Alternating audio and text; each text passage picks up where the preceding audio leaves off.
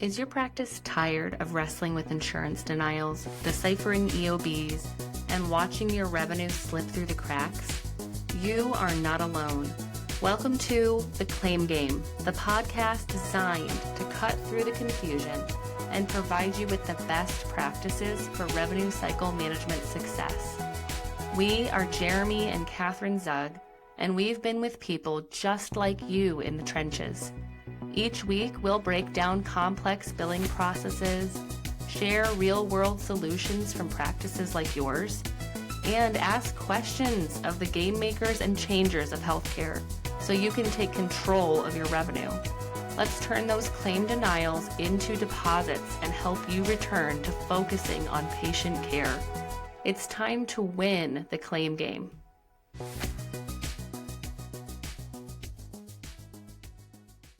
Hello, welcome back to The Claim Game. You'll notice I'm in a different location. I'm currently at a conference in Madison, Wisconsin, and we're going to record the intro for our guest. Occasionally on the Claim Game podcast, we take a moment to interview the game makers and game changers of healthcare. These are the people that influence healthcare in ways that we may or may not notice or observe. And today we have the absolute pleasure of interviewing Jill Steeley. Our guest today, she is a powerhouse in the world of community health. She is someone who understands the high stakes reality of the FQHC model. And as the former CEO of PureView Health Center, Jill didn't just keep the doors open, she transformed the organization's DNA. When Jill took the helm of PureView, the center was facing nearly a $1 million deficit, and through a relentless focus on operational excellence and culture, Jill led a turnaround that resulted in $5 million in cash reserves while simultaneously doubling the patient count and growing revenue fivefold. But she'll be the first to tell you that the numbers are only half the story. She talks about lives that were changed when the health center is finally on solid ground. Today, she's taking those hard-won lessons to a national stage as an executive coach, KPI trainer, and host of the Community Health Collective podcast. She spends her days helping FQHC leaders move past survival mode to navigate the impossible balance between mission and margin. Please welcome Jill Steeley. Well, tell us a little bit about your background. How did you know you wanted to get involved in FQHC work, and round out your background a little bit? I fell into it accidentally. So when I did move to Montana, to Virginia City, that's actually the county seat for Madison County.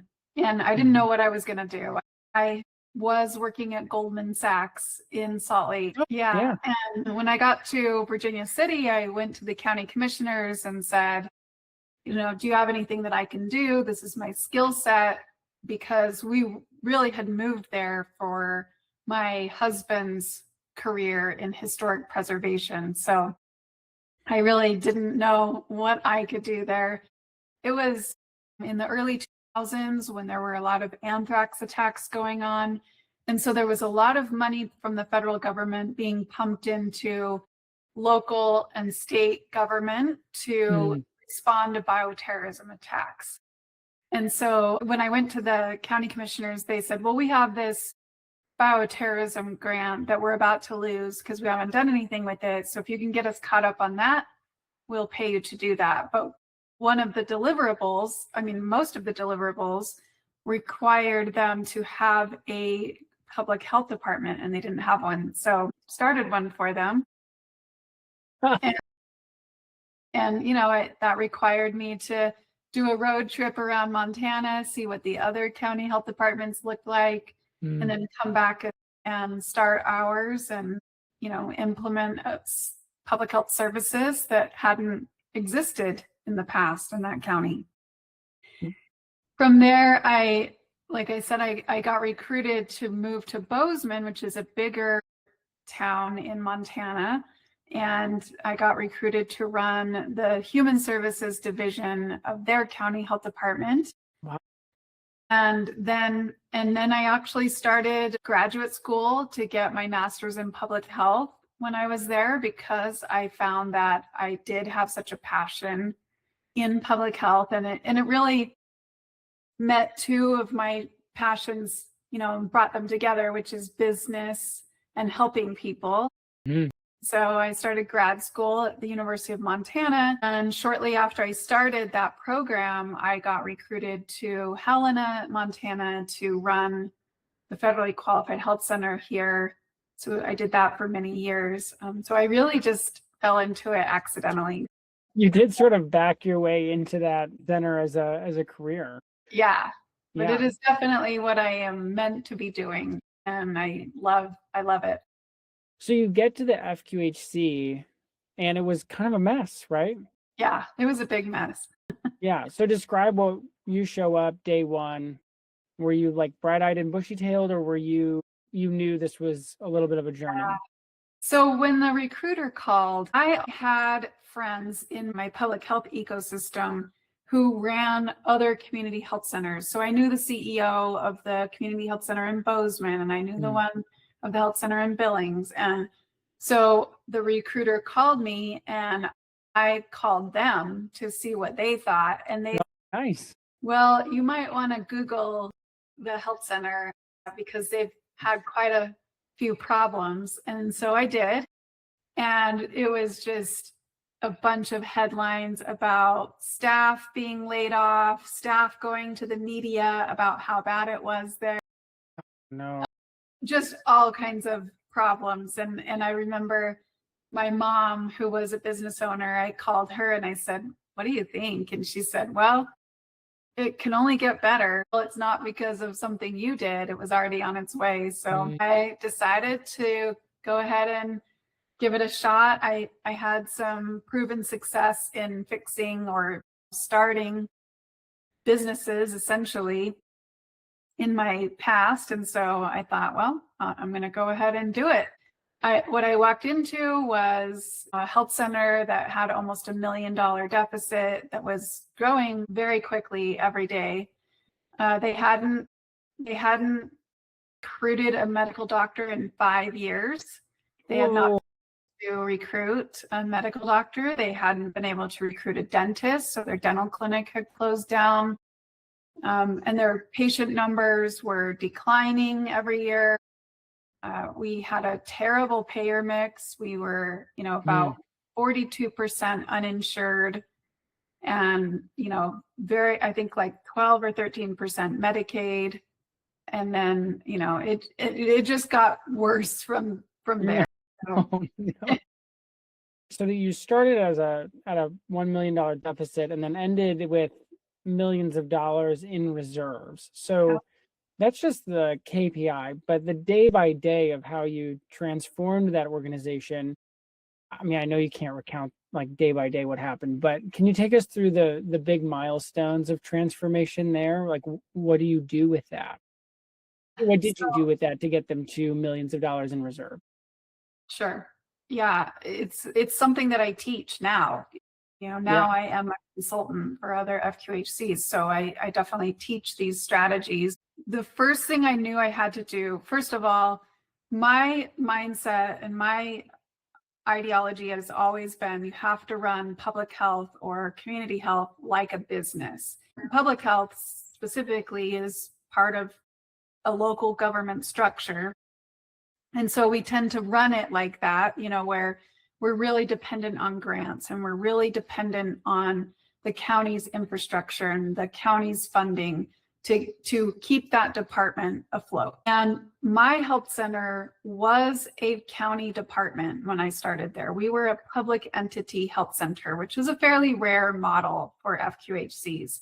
But at the time, we were part of the county government structure. And so it really had not been run like a business.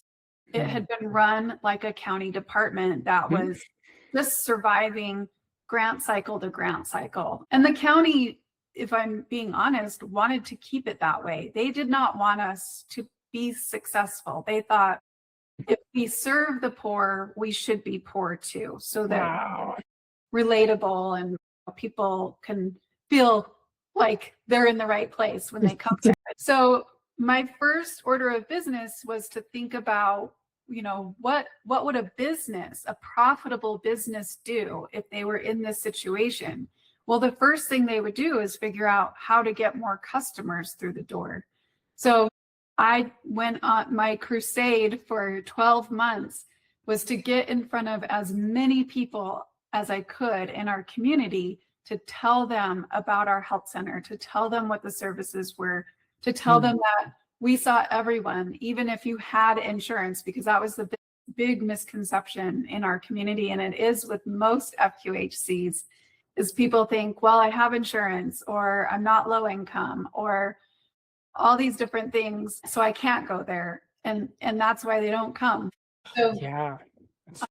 I was able to get large employers to partner with us and make us their preferred primary care provider for the people on their health insurance plan. So their employees, their spouses, their dependents. And that really brought in a lot of privately insured patients because they were insured by their employer. And then we launched a huge rebrand and marketing campaign, and that helped us attract a lot of people as well. And then I spoke in public however I possibly could every single week, almost the entire time I was the CEO, but it was most critical for those first 12 months. Just I'd go speak in civic groups or to churches or to other nonprofits or people's staff meetings. Sometimes there'd be 3 people there. Sometimes there would be 30 people there. I didn't care. My goal was to just tell them who we were, what we did, and who we served. Wow. That. Yeah, that's amazing. I'm going to jump around a little bit, but so you do this now as a consultant. You have this like 5-step approach, right, for how to turn this stuff around. Can you walk us through that? I mean, don't give away the keys of the kingdom too much, but can you walk us through the 5-step approach and how you work with FQHC teams to do this? Yeah. So when I started my business, I met a guy named Steve Weinman, who had also for years held pretty much every executive level position at a health center and had been a consultant to health centers for about 12 years. And I really quickly realized that we shared that same philosophy, that you have to run it like a business, a profitable business, in order for it to be sustainable, keep the doors open, and to be able to serve the underserved. Because so many people will say, well, we're not supposed to make a profit. We're a nonprofit, or we're a safety net provider. If we're trying to attract privately insured patients, then we're not in alignment with our mission. And to me, I always say, no margin, no mission. You can't serve those underserved patients if your doors are closed. To attract people with a payer and serve people with a payer in order to serve the people without a payer. So we started together, we started a CEO boot camp it is for FQHC executives, but we've had executives from rural health clinics, tribal health clinics, small critical access hospitals, because the principles are the same. The business principles are the same, whether you're running a community health center, a rural health clinic, a tribal clinic, whatever it is. And what we teach them in that boot camp is, first, diversify and increase your revenue. And we give them all kinds of strategies to do that, including what I was just talking about with getting contracts signed with large employers, self-funded groups, and then getting out in their communities and doing these presentations at least once a week in their communities, doing actual marketing to people with a payer. And I'll get into that in just a minute. So the first module of our CEO Bootcamp is all about increasing and diversifying revenue, because you've got to stabilize before you can grow, right? The second thing we teach them is how to reduce costs. So as we know, the cost of healthcare is the most expensive probably in this country than anything else. And for community health centers, it's even more expensive because they are having to provide medical, dental, behavioral health, to people who don't have a payer, right? So we have to figure out, we don't want to increase revenue and not look at our costs, because then we're not really doing anything. So we teach them those big revenue leaks that they have that they probably don't realize they have. And then we teach them how to fix those leaks. Let me give you a couple of examples. So a huge cost to health centers is the no-shows. No-shows in general cost the healthcare industry $150 billion a year. And so when you think about health centers that are serving, Medicaid patients, let's just use them for an example. If you have a 20% no-show rate, which is fairly common, especially in behavioral health, so you have 20% of those appointments being no-showed, you're now paying providers to not do anything, right? You are making it so that those appointments are not accessible to other patients. You are also losing the cost of the visit. So if you have a $200 reimbursement rate and 20% of your 10,000 Medicaid visits are going no-show, that is a huge cost to the health center. So that's one thing that we focus on. We help them fix that rate. We give them lots of tools and resources to do that. Another big cost is staffing. There's turnover costs, which are 50 to 250% of a person's salary. So that's hundreds of thousands of dollars. If you have a provider leave, that's a couple $100,000 at least that it's costing you for that turnover. So we want to fix that. We've got to fix the workforce challenges that have been so prominent since COVID. It's really affecting community health centers. So we give them a lot. We have a whole mini course on how they can recruit and retain high quality staff, because that is a huge revenue leak right there, just their turnover rate. We also look at optimizing the staffing schedules, because so many times when health centers are in financial trouble, they start to cut, and they will cut staff first. But the problem there is now they're understaffed. So now they can't see as many patients. So then they're not making as much money on, seeing patients. And it's just like this snowball that's rolling down the hill, collecting more and more snow and costing them more and more money to not have optimized staffing levels, not have optimized patient schedules, and just losing hundreds of thousands of dollars, if not millions of dollars, just with that problem right there. Wow. Unbelievable. Yeah. The third thing that we teach them is marketing and branding, because like I was saying, so many times, and this was certainly true for my health center and why we rebranded, was we had a terrible reputation in the community. Remember all the headlines? Right. And when we surveyed the community to do our rebrand, only 23% recognized our brand. And 84% of those people, that 23%, thought we were the county health department and we only did travel vaccination. Oh my gosh. It's like not even close to what you wanted. Right. So we launched our rebrand. We saturated the market with our new name and what we did. We spent a lot of money. Remember, we were in a big deficit at the time. I knew we could not afford to not do it. So many health centers that I work with tell me, oh, we don't advertise. We don't do any marketing. We don't need to. We're here for the underserved. Again, it's that mindset. So we launched this huge marketing campaign, and we surveyed again a few months later. And this time it was like 67% recognized our new brand.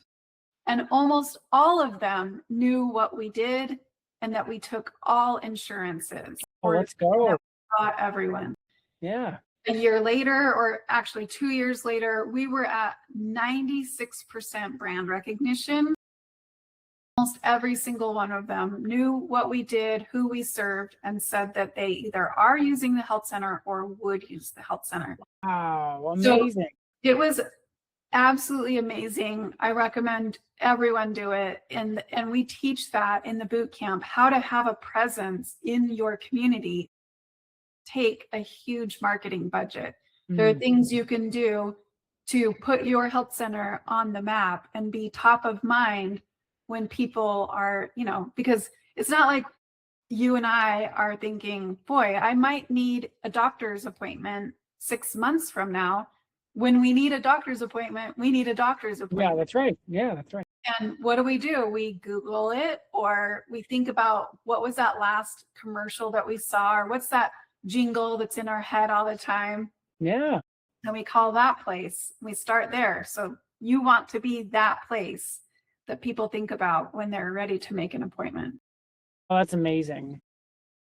Yeah. I think that was 3. The 4th thing we teach is this exceptional patient experience. Okay. And consumers expect something very different now after the pandemic. And patients are really looking for transformational healthcare and not transactional healthcare.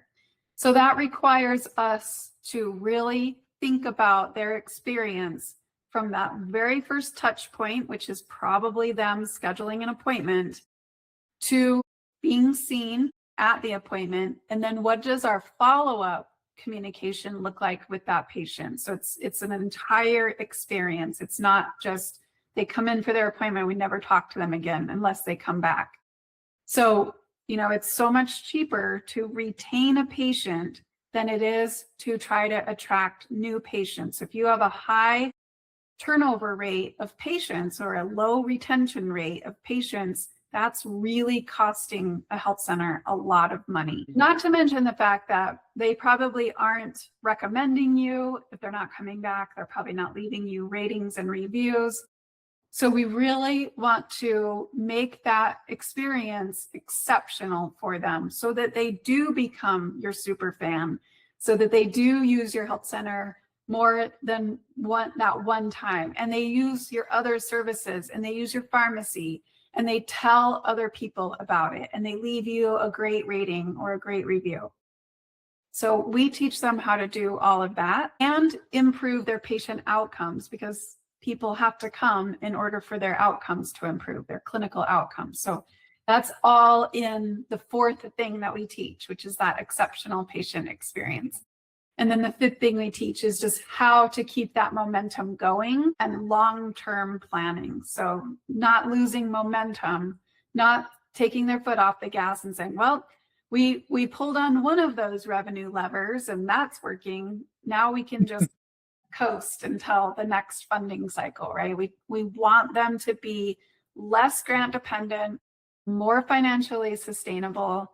And so we teach them how to do that in the long term. Jill, that's amazing. I mean, it makes me want to sign up, honestly. That sounds really great. This episode is brought to you by Jane, a practice management software and EMR built to support you in the day-to-day work of running your practice. If you're a health or wellness practitioner, you already know the care you provide starts well before your client arrives and extends far beyond the treatment room. Jane is there to support you in every part of that experience. With online booking, your clients can book at a time that works for them. And with features like notifications, they'll even be able to grab last-minute openings when they pop up. It's an easy way to keep your schedule full while getting your clients the care they need. During your appointment, Jane's AI-powered documentation feature can help you thoughtfully take notes so you can stay present with the person in front of you. And after appointments, you can end your time together on a healing note, not a transactional one, by charging the card on file. To learn more about how Jane can support you and your clients, head to jane.app/demo. And one last thing, if you're ready to get started with Jane, you can use my code in the show notes for a 1-month grace period on your new account. Can we shift gears to talking about the grant-only mindset and payer mixture? Absolutely. So I've noticed this in interacting with a lot of agency owners in the market, and it does feel like grant cycle to grant cycle, it's like we're hanging on by our fingertips and just kind of hoping that it builds. How do you shift either a brand or a leadership team to attract private insurance patients without losing their core mission of serving the underserved? And how do you get them to look at payer mixture critically? That's a great question. I actually am doing a webinar on that this Friday and next Friday, because what we see is, so there was just some funding that was approved for health centers, and it goes to the end of the calendar year. And it is more than we've seen in the past, so it's great. But what most health centers will do is either bail themselves out, use that money to kind of bail themselves out of a bad situation that they are already in because they've been in survival mode for years, and not think of what investments they can make with that money now so that they are not in this position again, so that they can become less dependent on the federal funding. Because it got approved this time, but lately it's always a fight. It is always a fight to get that funding approved. And we just don't know, what does that look like in 2027 and 2028? It may not be there at all. So you really have to figure out how to be a sustainable business. The health center program and the 330 grants were not meant to build strong businesses. They were meant to provide more access to people.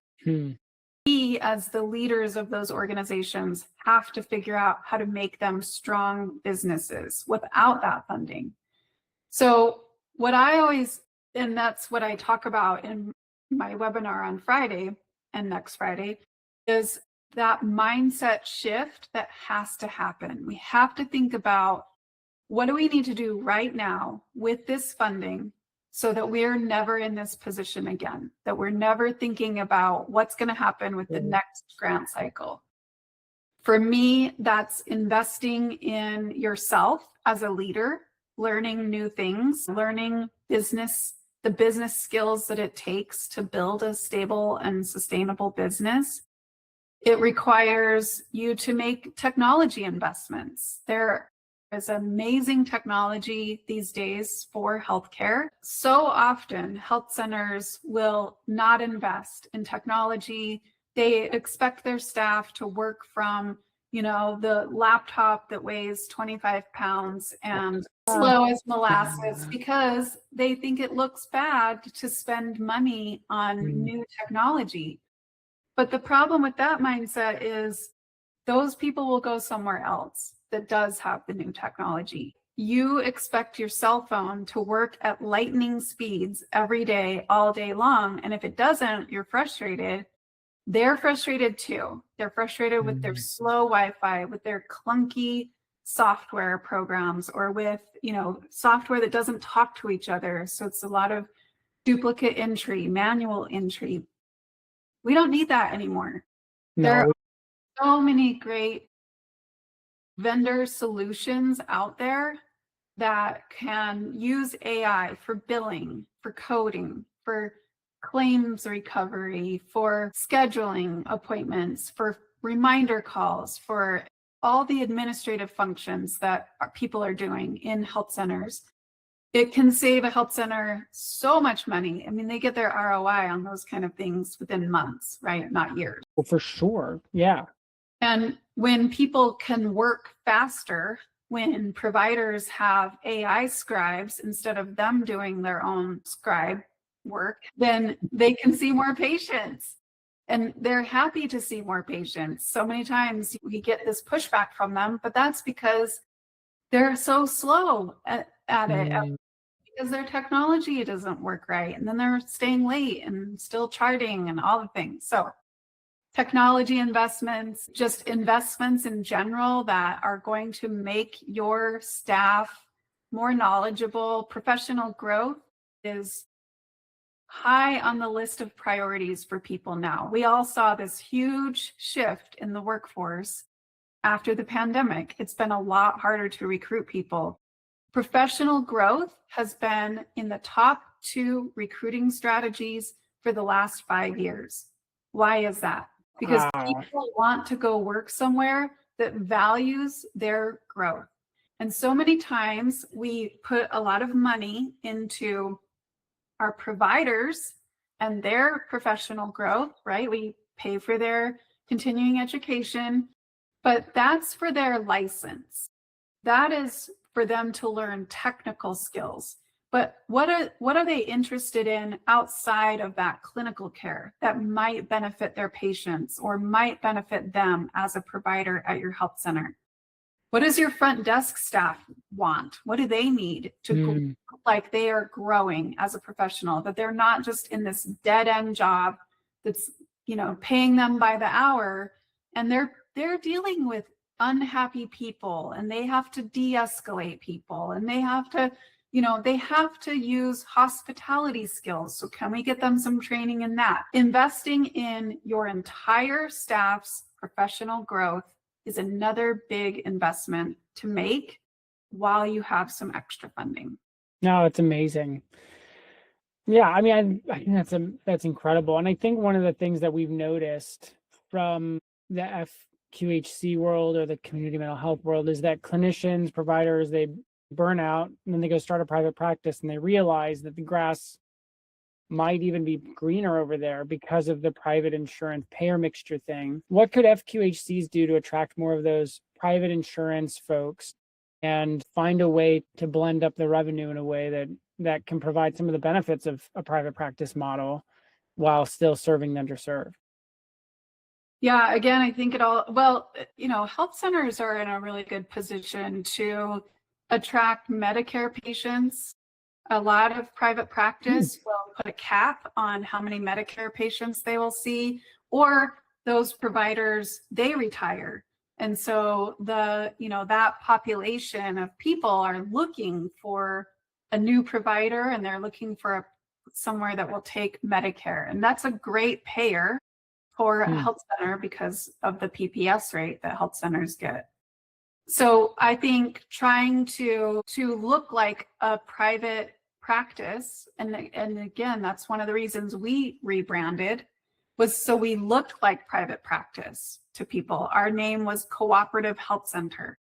That sounds like government healthcare, right? Rebranded to PureView Health Center. I can't tell you how many clients I have or how many health centers that have run through the CEO boot camp that have a name that sounds like government health center. Yeah. Or it excludes certain groups of people that would be private paying or have a commercial payer, like having the word God in your health center title or name excludes everyone who doesn't have a faith or doesn't have a organized religion, right? It's very off-putting to them. If you have a health center name that is specific to one religion, like Christian, or one population base, like a Hispanic name, but you also want to attract, other populations, other cultures in your community, you really have to think about, is your name exclusive? Does it make people feel like they can't go there because they don't belong to that group? So there's just lots of things that we can do, lots of tweaks we can make to look like private practice and attract the patients that are going to private practice so that we can change that payer mix for our health centers.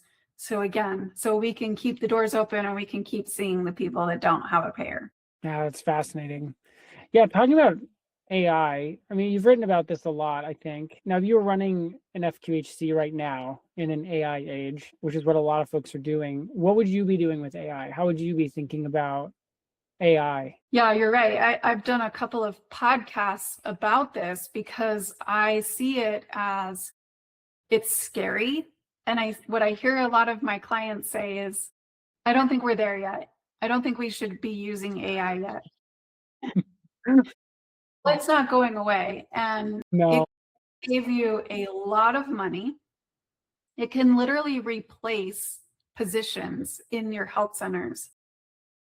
So some interesting conversations I've had recently are using AI for billing and coding, like we talked about a little earlier, using it for AI scribes that then also do the coding or suggest the codes to the provider. So many health center providers will undercode because they just aren't quite sure how to code. We don't do a great job of keeping them up to date on that, keeping them trained on the correct coding. And so if you were able to dictate your notes and have it put them in there for you, so it's listening only during the visit, only for the things that are important for the note, right? Which is amazing to me. It's incredible. Yeah. And then it's putting those in the notes, and then it's saying to the provider, we think you should code this as a 3, or this should be a 4. Do you approve? So they still have to use their judgment there, but it's at least suggesting based on the chart notes what it should be coded as. Then all the provider has to do is review that chart note and say, yes, go ahead and lock the chart and code it that way. Yeah, it's one of the best advents of our time with AI is ambient scribing. It's absolutely incredible. You know, and I know a lot of people say, well, it takes just as much time for me to review it. Or maybe they're like, I'm a perfectionist, and so I go in and I make a bunch of changes to it, so I might as well have just typed it myself. Wow.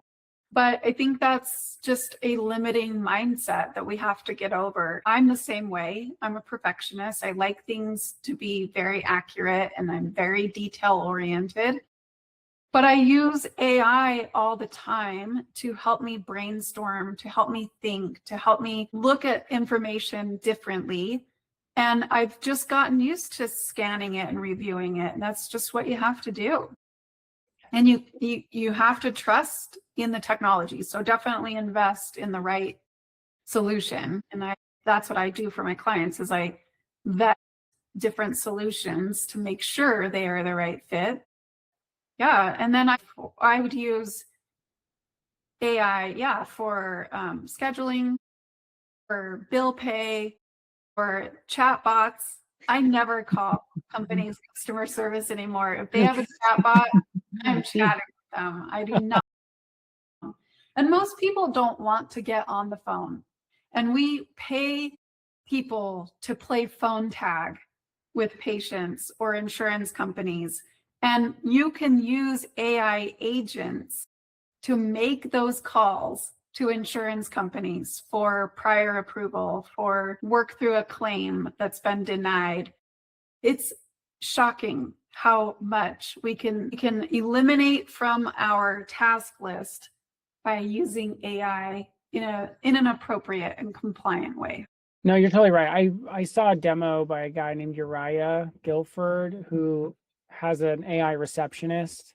And it was amazing. I mean, we were throwing really complicated names, Jill, at the AI receptionist, and it was spelling them correctly. And 9 p.m. calls and getting them on the schedule, and a human being can review all the calls and stuff. But why wouldn't you want one of those answering the phone on a Saturday at 6 p.m.?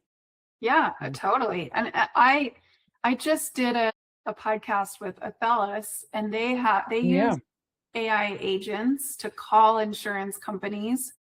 And I thought, but what happens if it's not something that can be resolved by an AI agent? And she said, oh, it'll transfer the call to a human if it can't, if it's not getting anywhere. We're not taking the humans completely out of it, and we shouldn't. We should not do that. And I'm not suggesting that we go fire half our staff. Replace them with AI. But what I am saying is if someone leaves a position and they've been doing a lot of manual administrative tasks, or their job was to sit on the phone and make these phone calls, then try using AI and not replacing that position and seeing your ROI on that very quickly, rather than, sitting on that recruitment hamster wheel, trying to find people to do these tasks that technology can do. Yeah, obsolete tasks, not people. So that makes all the sense in the world. Yeah, I hope the adoption rate among health centers goes up, because I think they'd be very happy with the tools that are being developed for sure. So I imagine you talk a lot about measuring outcomes in a business. I mean, you had the metrics for your health center off the top of your head. Are there any metrics or KPIs that healthcare leaders track that you think is a total waste of time? Gosh, that's a great question. What usually happens with the health centers, so they have some requirements from HRSA, the Health Resources and Services Administration. And a lot of times they will only track the measures that HRSA is requiring them to track. And they're only doing it once a year when it gets time to submit their annual report to HRSA, that they are looking at those measures. So that right there is a giant waste of data, in my opinion. First of all, we have to know, where do we want to go in the next 1 to 3 years? If our health center was going to be a center of excellence in the next 3 years, where do we need to improve our health center operations, our patient outcomes, our patient experience, our, whatever it is? And then I would figure out what needs to be tracked as far as data goes every single month to know that we are getting there. And we only look at data once a year because we're required to, basically looking in the rear view mirror, and there's nothing we can do about it. So it's not so much that I think people are measuring things that are not important. It's that they have the information. I always say in healthcare, we're so lucky because we have so much data at our fingertips. You look at other nonprofits, they don't know who's coming back. They don't know. They don't know a lot of the things that we know. They don't know the demographics. They don't know how to target them to get them to come back, all the different things. So we're very lucky. And if we're not using that data and we're not tracking it consistently throughout the year, there's really nothing we can do with it. If you're starting to see your patient numbers declining, or that you are not retaining patients, there are things you can do about that right now to get that fixed, rather than 12 months from now going, oh gosh, we lost a lot of patients last year and we didn't even realize it. So to me, it's, where do you want to go? What do you need to track to know you are getting there? And then tracking it, being very intentional about that. Yeah, you need some of those leading indicators to tell you what the music is going to do in 3 months, so that you know how to adjust. Yeah, it's so important. All right, so crystal ball us a little bit here, Jill. In 2027, what's the biggest challenge you think is coming for community health centers? I think there are some big changes to Medicaid eligibility that are going to really impact people, health centers, Medicaid populations. I think there is going to be a lot of fighting for funding again. We not get it this time because they'll say, well, we just gave you a bunch and now we have other priorities. I think the rural health transformation funding could be really great for the health centers that are eligible for it. And there's more information coming out about it, and they haven't released it yet. I mean, it's been approved, and I think it's been sent to the states. But as far as like eligibility and all of that, that's still coming. And I'm going to put together like a packet around applying for those funds for people. But I think that that people, again, are looking for transformational healthcare. If they know you exist, they will come to your health center They're going to love it because FQHCs are the best. Services they provide are amazing. And the people that work there are salt of the earth people. But if they don't know you exist, they're not coming. So I just think there's a lot of opportunity to get in front of people. A lot of people are really tired of that transactional healthcare that they're getting somewhere else. So be front and center, get in front of them, have them pick you, and then just dazzle them while they're there so they keep coming back. That's what I see coming in 2027. I am not so much doom and gloom. I'm more like, how can we act now in order to be in an amazing position in 2027 and beyond? Yeah, that's a really good piece of feedback. I'm not doom and gloom either. I mean, you're going to go through Medicaid changes every administration. And so I love the worldview grid that you have around positioning the health center in a way that is resilient to change and diversified enough that you can take a couple hits and keep going, because I think in the grant cycle mentality, you're going to get stuck somewhere. Yeah, I mean, I've got clients that, they're losing sleep because every discussion about funding feels like a direct threat to their health. So we've got to figure out how to get out of that dependency and to have revenue streams that we control, that, if we pull on one and we focus on it, it'll increase and get better. We don't have that kind of control over grants and federal funding. Yeah, that's right. Yeah, you have to control what you can control. Well, if people need more Jill in their life, where do they go? How do they get a hold of you? Well, I'm on LinkedIn. I think it's Jill Marie Steeley on there. I'm at jillsteeley.com, and they can always email me too, jill@jillsteeley.com. I also have my own podcast, which is called the Community Health Collective. Amazing. Well, Jill, I really appreciate you being here. It's incredible feedback, and anyone who's done what you've done has a lot to share. Again, thank you so much for coming on and talking with us. Thank you for having me. It's been fun.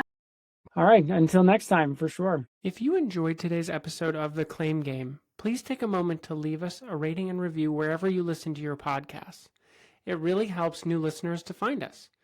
Make sure you never miss an episode by subscribing to The Claim Game on your favorite podcast app. Your feedback means so much to us. We want to provide valuable education about revenue cycle management. So if there's something we didn't cover in our topic that was a burning question for you, please let us know so we can try to get you the information you desire. You can find the links to all resources we mentioned in this episode in the show notes. And if you want to dive deeper into our resources, we have two places you can do that. First, you can go to our blog at practicesol.com/blog, where we have 8 years of educational blogs. If you want to learn more about what Practice Solutions does, reach out. We'd love to hear from you. Just go to practicesol.com to learn more and to connect with one of our awesome people on our team. Thanks for listening. We are Jeremy and Kathryn Zug, and this is The Claim Game. See you at the game table next time.